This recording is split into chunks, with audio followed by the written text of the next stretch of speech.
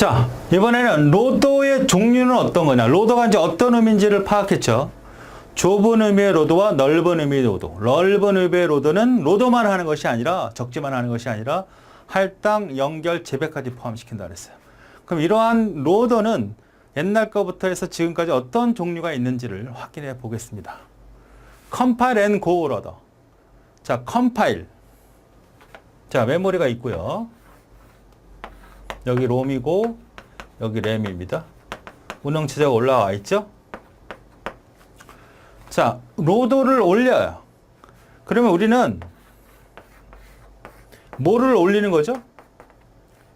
컴퓨터가 이해할 수 있는 목적 프로그램을 적재하는 거죠. 목적 프로그램을 실행 가능한 형태로 만들어서 올려주는 거거든요. 그럼 이 목적 프로그램 뭘로 만들어진 거예요? 바로 원시 프로그램이 만들어지겠죠? C 언어로 작성된 프로그램을 무슨 과정을 통해서?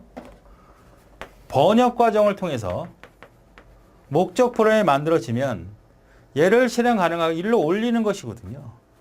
그러니까 번역을 하는 것은 뭘 한다는 거죠? C 언어 같은 경우는 컴파일러를 한다는 얘기죠. 컴파일러를 한다는 얘기. 컴파일러에 의해서 바로 기계로 번역이 되는 거 아닙니까?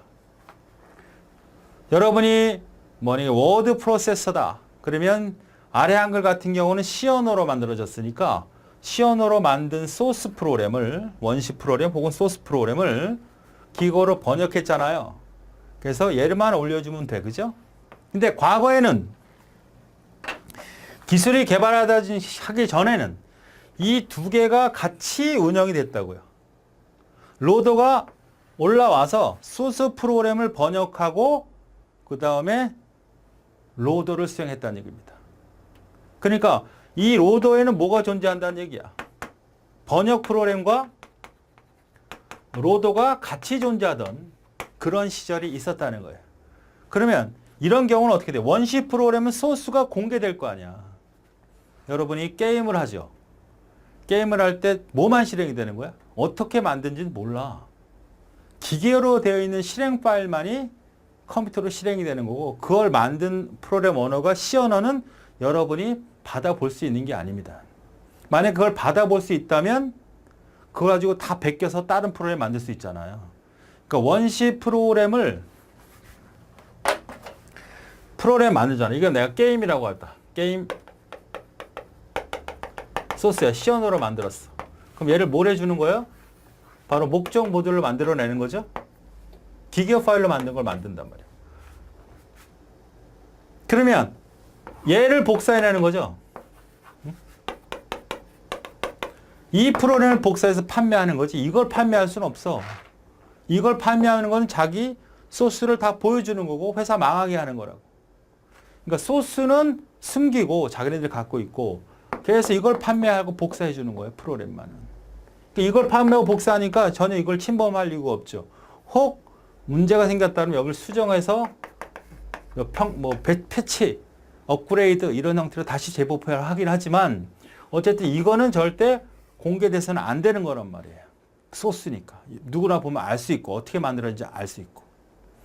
그래서 운영체제 중에서도 MS4 제품, 즉 여러분이 제일 많이 쓰는 MS 윈도우즈는 그 소스가 공개되어 있지 않아요. 그러나 유닉스 계열은 다 뭐야? 소스가 공개되어 있어요. 그래서 얘를 뭐라 그런다? 오픈 시스템이라고 얘기하는 거고, 얘는 클로우즈 시스템이라고 얘기하는 게 소스가 공개되어 있지 않다. 소스가 공개되어 있다.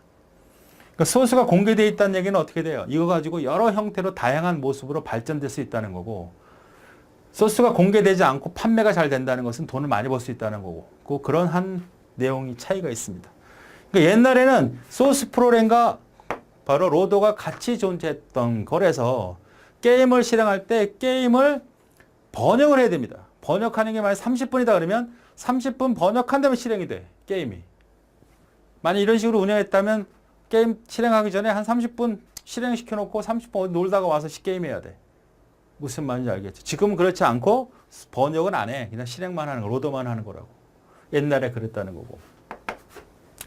두 번째, 직접 연결 로더라는 것은 이제 다이렉트 링킹 로드. 얘가 바로 뭐죠? 할당,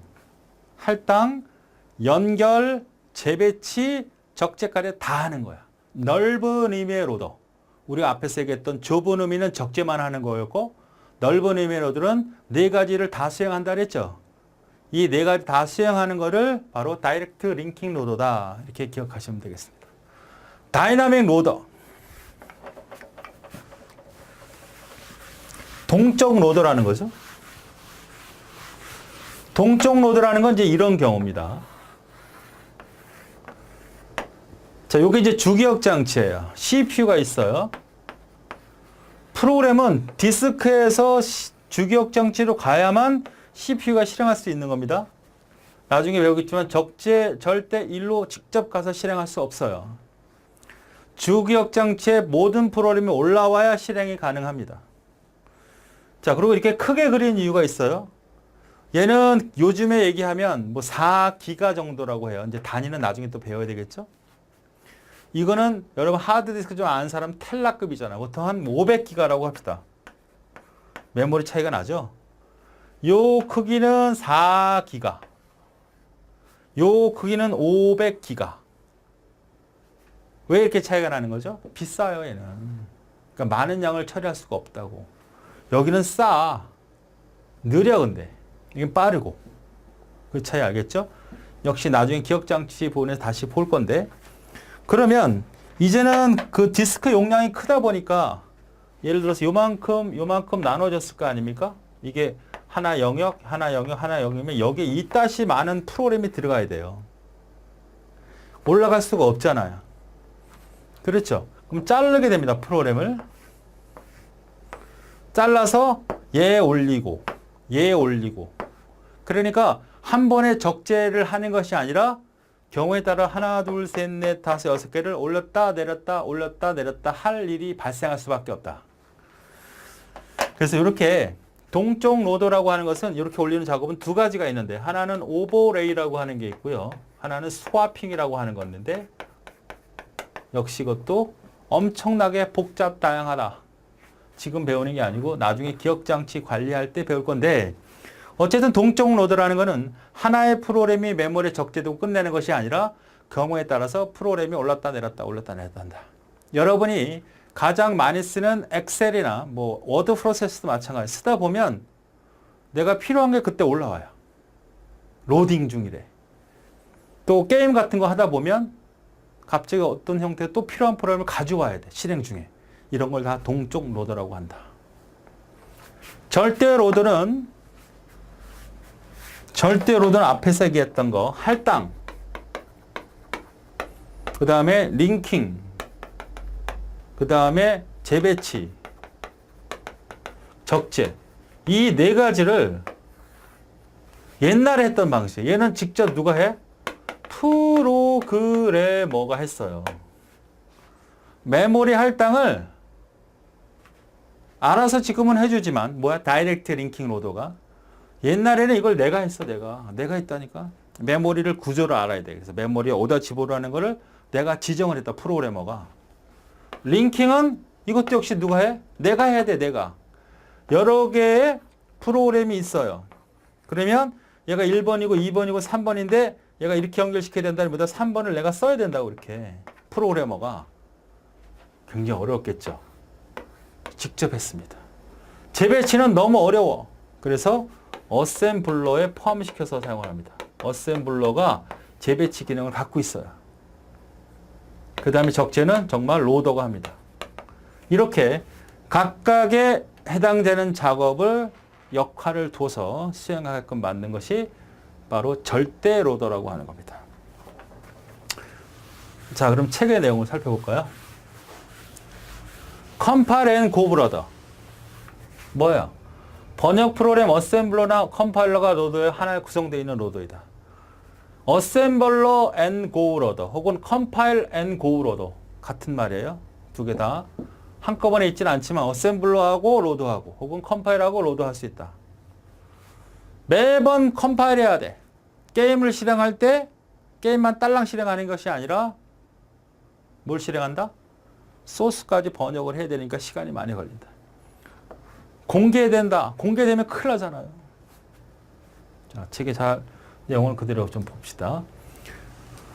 그 다음에 프로그램을 한꺼번에 적재하는 것이 아니라 경우에 따라서 조각을 낸 다음에 올렸다 내렸다 올렸다 내렸다 해주는 그러한 형태. 차례로 오는 것을 오버레이라고 하고, 여러분 책에다 이렇게 적어 놓으세요. 교체하면서 전력하는 것을 스와핑이라고 한다. 나중에 어디서 3장 기억장치에서 배우게 됩니다. 절대로드는 과거에 사용했던 방식으로 할단과 링킹을 직접 누가 했다? 프로그래머가 했다. 자, 프로그래머 요거 이제 외워야 되겠죠, 여러분은. 절대로드의 연결 구조가 잘못된 건 뭐냐? 이렇게 물어보면 답할 수 있어야 됩니다. 자, 문제를 보죠. 이거예요. 절대로드에서 각 기능 수행과 주체의 연결이 옳지 않은 것은 뭐냐? 이렇게 물어봤어요. 연결을 누가 해? 프로그래머가 한다니까? 이거 틀렸네. 다 맞았죠? 첫 번째가 답이 됩니다. 그렇죠. 자, 그래서 로드의 종류까지 봤습니다.